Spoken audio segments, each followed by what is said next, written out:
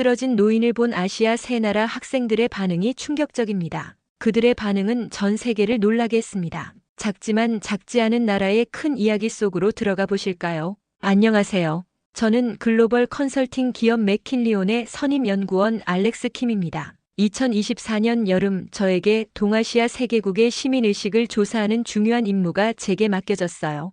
일본, 중국, 한국을 방문하여 각국의 시민의식을 비교 분석하고 글로벌 윤리 경영 전략에 반영할 보고서를 작성하는 것이었습니다. 처음에는 단순한 업무라고 생각했지만 이 여정은 제 인생관을 완전히 바꿔놓았죠. 특히 한국에서의 경험은 저에게 진정한 시민의식이 무엇인지 가르쳐 주었습니다. 제가 경험한 놀라운 이야기를 들려드릴게요. 일본과 중국에 중점을 두고 한국은 시간이 되면 들러보는 정도로 하지 사실 안 가도 상관없어. 프로젝트 브리핑에서 팀장 로버트의 말이 귓가에 맴돌았습니다. 그의 표정에는 한국이라는 나라에 대한 무관심이 역력했어요.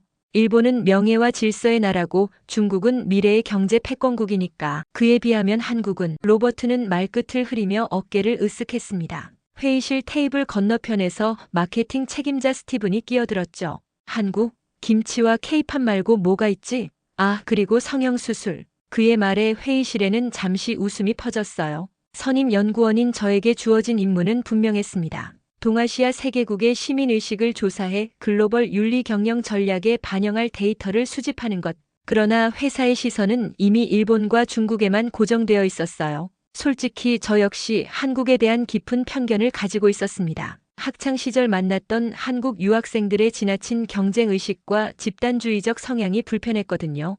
그들은 항상 무리지어 다니며 자기들끼리만 어울렸고 시험에서는 지나치게 경쟁적이었습니다. 뉴스에서는 한국의 격렬한 집회 시위, 정치적 갈등, 사회 양극화만 보도됐죠.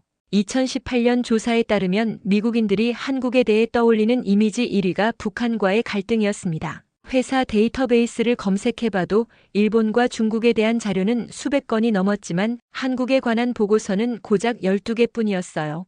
그마저도 대부분 경제 지표와 K-팝 관련 시장 분석이었습니다. 출장 준비를 하며 노트북의 목표는 객관적 데이터 확보, 성과는 승진이라고 메모했어요. 당시만 해도 숫자와 통계로 모든 것을 평가할 수 있다고 믿었죠. 로버트처럼 성공하기 위해서는 감정을 배제하고 데이터에만 집중해야 한다고 생각했습니다. 여행 일정표를 확인하며 한국 방문을 가장 짧게 잡았어요. 도쿄 5일, 베이징 5일, 서울 2일. 솔직히 한국에 대해서는 별다른 기대가 없었습니다. 그저 형식적인 방문으로 끝내고 일본과 중국에서 수집한 데이터로 보고서를 완성할 계획이었죠. 그러나 이 여정이 제 인생관을 완전히 바꿔놓을 것이라고는 상상도 못했습니다. 나리타 공항에 도착한 첫인상은 긍정적이었어요. 질서정연한 택시줄, 깔끔한 유니폼의 직원들, 깨끗한 공항시설. 하지만 호텔 체크인 과정에서 일본의 형식주의를 직면했습니다. 외국인임에도 도장을 요구하며 1시간 동안 서류 작업을 강요받았죠. 일본은 오랜 기간 질서와 예의의 나라로 알려져 있었습니다. 그러나 제가 실제로 경험한 일본은 겉으로는 완벽하지만 내면은 공허한 형식주의에 갇혀 있었어요. 일본인들은 규칙을 지키는 것에는, 아니 정확히는 규칙을 보여주는 것에 집착했지만 정작 타인에 대한 진정한 배려는 찾아보기 힘들었습니다. 시부야역에서의 관찰은 더 충격적이었어요. 무거운 짐을 든 노인들이 홀로 고군분투하는 모습, 도움의 손길을 내미는 젊은이는 찾아보기 힘들었습니다. 3시간 관찰한 결과 노인이나 장애인에게 자리를 양보하는 경우는 50건 중 단 7건에 불과했어요. 오사카 공원에서는 한 어린이가 넘어져 무릎에서 피가 났지만 주변 어른들은 무심하게 지나갔습니다. 그 모습을 보며 가슴이 무거워졌죠. 사람들의 눈빛에서 타인의 일에 개입하지 않는 것이 예의라는 암묵적 규칙이 느껴졌어요. 일본 사회의 이런 모습은 겉으로는 완벽하게 조직된 사회, 하지만 내면은 서로 단절된 개인들의 집합이라는 인상을 주었습니다. 그들은 마치 정해진 매뉴얼대로만 행동하는 듯 했어요. 개인적인 판단이나 상황에 따른 융통성이 결여된 채 단지 그렇게 하도록 되어 있으니까 행동하는 듯 했습니다. 제 연구 노트에는 이렇게 기록했어요. 일본의 시민의식은 형식적 질서는 유지되나 실질적 배려와 타인에 대한 관심이 현저히 부족함. 행정 시스템은 과도한 형식주의로 비효율적. 사회적 거리감이 커 어려움에 처한 이웃을 돕는 행위가 드물. 일본에 대한 실망감을 안고 베이징 공항에 도착했을 때 첫 번째로 맞닥뜨린 것은 심각한 대기오염이었습니다. 입국장은 질서 없이 밀치는 사람들로 가득했고 택시 승차장에서는 새치기와 고성이 오가는 상황이 벌어졌어요. 중국의 급속한 경제 성장은 인상적이었습니다. 베이징과 상하이의 초고층 빌딩들, 첨단 기술 인프라는 세계 최고 수준이었죠. 그러나 그 이면에는 충격적인 현실이 있었습니다. 중국의 급속한 경제 성장은 남보다 빨리, 남보다 더 많이라는 극단적 경쟁 문화를 만들어냈어요. 도시의 화려함 뒤에는 나만 잘 살면 된다는 자기중심적 사고방식이 깊이 뿌리내려 있었습니다. 베이징의 대형 쇼핑몰에서 진행한 관찰에서 에스컬레이터에서 사람들이 서로 밀치는 모습, 줄을 서지 않고 새치기하는 행동이 빈번했어요. 특히 한 노인이 넘어졌을 때 사람들의 반응은 경악스러웠습니다. 아무도 돕지 않았고 오히려 휴대폰으로 사진만 찍는 사람들이 있었죠. 왜 도와주지 않느냐고 물었을 때 한 현지인은 이렇게 대답했습니다. 이런 상황이 사기일 수도 있어요. 도와주다가 오히려 소송을 당하는 경우가 많거든요. 이 말에 더 깊은 문제점이 드러났어요. 급속 성장과 경쟁 문화 속에서 중국 사회는 심각한 불신의 문화를 키워왔던 겁니다. 누구도 서로를 믿지 않고 모든 것을 의심하는 사회에서 시민의식이 자랄 수 있을까요? 상하이의 한 카페에서는 직원이 실수로 음료를 엎질렀다는 이유로 손님이 큰 소리로 모욕을 주는 장면을 목격했습니다. 서비스업 종사자를 인격체로 존중하지 않는 태도가 역력했죠. 학교 앞 횡단보도에서는 더욱 심각한 상황이 벌어졌어요. 아이들이 길을 건너는데 차들이 경적을 울리며 위협적으로 접근했습니다. 한 초등학생이 놀라서 넘어질 뻔한 모습에 심장이 쿵 내려앉는 듯 했죠. 제 연구 노트에는 이렇게 기록했어요. 중국의 시민의식은 급속 경제 성장의 이면에 상호 존중과 배려 문화가 현저히 부족함, 사회적 불신이 만연하여 어려움에 처한 타인을 돕지 않는 경향이 강함, 공공장소에서의 기본 예절과 질서 의식이 미약함, 일본 비자 재발급이 2주 이상 지연된다는 소식을 들었습니다. 로버트는 한국부터 가봐. 어차피 중요한 조사는 다 했으니까. 라는 말과 함께 마지못해 일정 변경을 승인했어요. 저는 이미 일본과 중국에서 충분히 실망한 상태였습니다. 한국은 뭐 더 볼 거나 있을까 생각했죠. 그러나 인천공항에 도착한 순간부터 예상과 전혀 다른 경험이 시작되었어요. 놀라울 정도로 효율적인 입국 절차, 깨끗한 시설, 그리고 무엇보다 친절한 사람들이 눈에 띄었습니다. 특히 무거운 짐을 들고 있던 제게 자발적으로 다가와 도움을 준 낯선 이의 행동은 충격적이었죠. 실례합니다만 도와드릴까요? 20대 중반으로 보이는 젊은 남성이 제 짐을 가리키며 물었어요. 그의 눈빛에는 진심이 담겨 있었습니다. 공항에서 서울 시내로 향하는 공항철도에서도 예상 밖의 광경이 펼쳐졌어요. 사람들이 질서 있게 줄을 서서 기다리고 노약자석은 실제로 필요한 사람들을 위해 비워두는 모습이었습니다. 특히 젊은이들이 노인에게 자리를 양보하는 행동이 자연스럽게 이루어졌어요. 호텔 체크인 과정은 놀라울 정도로 간단했습니다. 여권만 제시하니 모든 절차가 5분 만에 끝났어요. 리셉션 직원 정윤아는 한국은 불필요한 절차를 간소화하는 디지털 정보 시스템을 구축했습니다라고 설명했죠. 그날 밤 호텔 창문으로 바라본 서울의 야경은 인상적이었습니다. 한강에 비치는 불빛들, 정돈된 도로, 활기찬 도시 분위기. 하지만 이것은 단지 시작에 불과했어요. 진정한 충격은 다음 날부터 시작되었습니다. 아침 일찍 서울 탐험을 시작했어요. 지하철은 도쿄와 베이징의 지하철만큼 혼잡했지만 질서는 확연히 달랐습니다. 출입문 양쪽으로 사람들이 정렬해 내리는 승객을 먼저 배려하는 모습이 인상적이었죠. 특히 한 젊은 남성이 노인에게 자리를 양보하는 장면이 제 마음을 움직였습니다. 그는 단순히 자리만 내어준 것이 아니라 노인의 무거운 가방을 들어주고 목적지까지 잘 가시라는 인사까지 건넸어요. 이런 장면이 자연스러운 일상처럼 펼쳐졌습니다. 다른 많은 아시아 국가들이 현대화 과정에서 자신의 전통과 정신을 잃어버린 것과 달리 한국인들은 현대적 효율성과 전통적 가치를 완벽하게 조화시키고 있었습니다. 횡단보도에 도착했을 때도 놀라운 경험을 했어요. 차가 없는 새벽 시간임에도 사람들은 신호등이 바뀔 때까지 인내심 있게 기다렸습니다. 일본에서는 형식적으로, 중국에서는 거의 무시되던 교통규칙이 여기서는 자발적으로 지켜지고 있었죠. 버스를 타고 이동하면서 임산부를 위한 핑크색 좌석이 눈에 띄었습니다. 더 놀라웠던 점은 그 자리에 정말 아무도 앉지 않았다는 사실이었죠. 일본과 중국에서는 상상할 수 없는 광경이었어요. 한 임산부가 탑승했을 때 핑크색 좌석이 아닌 일반석에 앉아있던 한 남성이 즉시 자리에서 일어나 양보했습니다. 한국인들의 이러한 행동은 단순한 예의가 아니라 깊은 문화적 뿌리에서 비롯된 것이라는 생각이 들었어요. 그들은 정과 배려의 정신을 일상 속에서 자연스럽게 실천하고 있었습니다. 이런 정신이 한국을 불과 70년 만에 전쟁의 폐허에서 세계 10위권의 경제 강국으로 만든 원동력이 아닐까 생각했죠.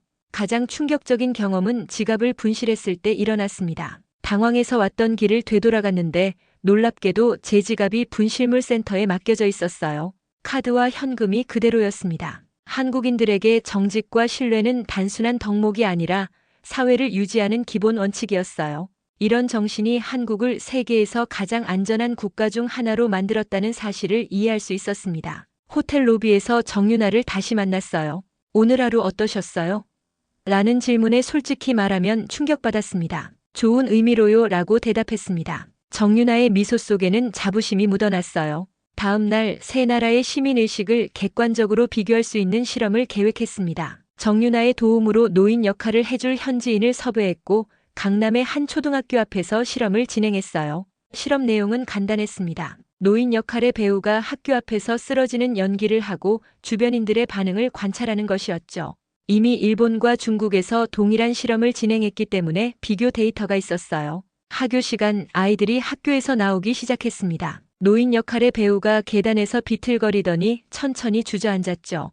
그 순간 놀라운 일이 벌어졌어요. 3명의 초등학생이 즉시 달려와 노인의 상태를 확인했고 한 아이는 휴대폰을 꺼내 119에 신고했습니다. 다른 아이는 주변 어른에게 도움을 청했고 또 다른 아이는 물병을 꺼내 노인에게 물을 건넸어요. 이 모든 행동이 어른들의 지시 없이 자발적으로 이루어졌다는 점이 가장 충격적이었습니다. 할아버지, 많이 아프세요? 제가 119에 전화할게요. 저기 어른들, 이 할아버지가 쓰러지셨어요. 도와주세요. 아이들의 목소리에는 진심 어린 걱정이 담겨 있었어요. 주변 어른들도 즉시 달려와 응급처치를 시작했고 한 남성은 자신의 자동차로 병원까지 모시겠다고 제안했습니다. 실험이 너무 리얼해져서 중단했을 때 아이들에게 왜 그렇게 행동했는지 물었어요. 그들의 대답은 더욱 놀라웠습니다. 그냥 당연한 일 했을 뿐인데요.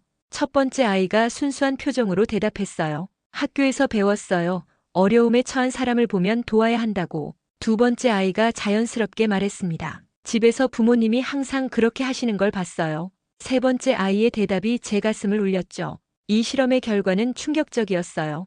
일본에서 진행했던 동일한 실험에서는 10번 중 단 한 번만 도움을 받았고 그것도 수분이 지난 후였습니다. 중국에서는 10번의 실험 중 단 한 번도 도움을 받지 못했어요. 오히려 사진을 찍거나 비웃는 반응이 있었죠.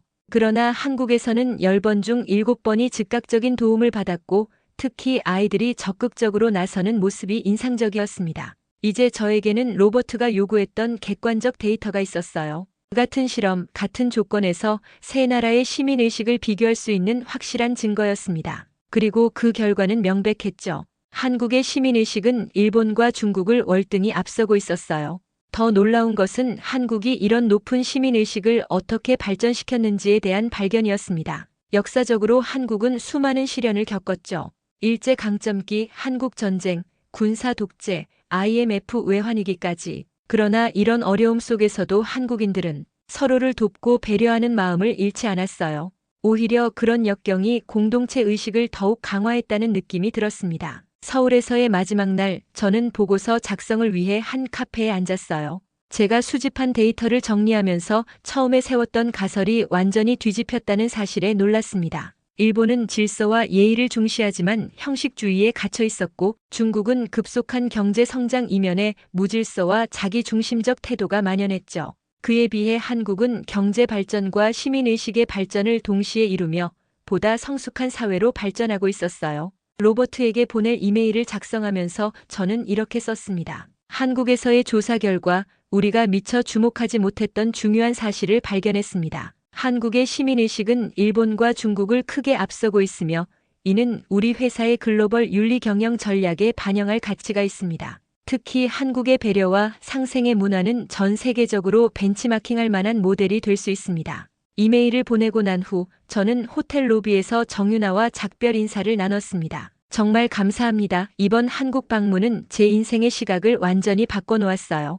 그녀는 밝게 웃으며 말했죠. 언제든 다시 오세요. 한국에는 아직 알려지지 않은 아름다운 모습이 많답니다. 미국 본사에 돌아온 지 일주일이 지났습니다. 처음에 로버트는 제 보고서를 지나치게 주관적이라며 비판했습니다. 그러나 놀랍게도 최고 경영자 스미스가 직접 저를 불렀습니다. 알렉스, 자네 보고서를 읽었네. 처음에는 우리가 원하던 형태가 아니라고 생각했지만 깊이 생각해보니 자네가 정말 중요한 것을 발견했더군. 스미스는 창가로 걸어가며 말을 이었습니다. 지금까지 우리는 항상 데이터와 수치에만 집중해왔어. 그러나 자네가 발견한 사람 중심 가치, 이것이야말로 진정한 경쟁력의 원천일지도 모르겠네. 저의 보고서는 회사 내에서 큰 화제가 되었고 글로벌 윤리 경영 전략을 수립하는 데 중요한 자료로 활용되었습니다. 덕분에 저는 아시아 지역 연구팀의 리더로 승진했죠. 하지만 더 중요한 것은 제 내면의 변화였어요.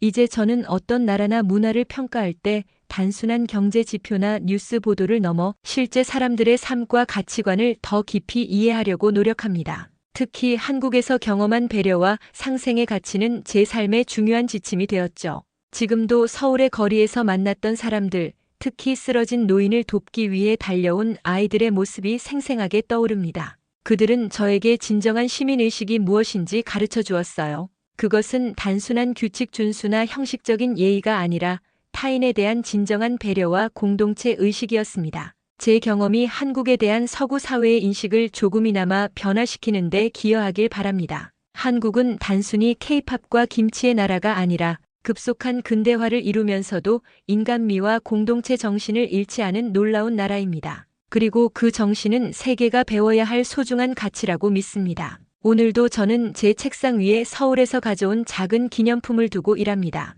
그것은 제게 매일 상기시켜줍니다. 우리가 추구해야 할 진정한 발전은 단순한 경제적 성장이 아니라 모든 구성원이 존중받고 배려받는 사회를 만드는 것이라고요. 한국, 그 작지만 강한 나라가 세계에 보여준 위대한 정신에 감사드립니다. 당신들의 정과 배려와 상생의 정신이 더 넓은 세계로 퍼져나가길 바랍니다. 오늘 이야기는 어떠셨나요? 알렉스는 한국의 좋은 점을 많이 봐주었지만 저는 한국인으로서 많은 생각을 하게 되었답니다. 반성도 하고요. 이렇게 좋은 한국인의 모습을 점점 잃어가고 있는 건 아닌지 좀 더 따뜻한 나라가 될 수 있도록 노력해야겠다 생각하며 마치겠습니다. 행복하세요.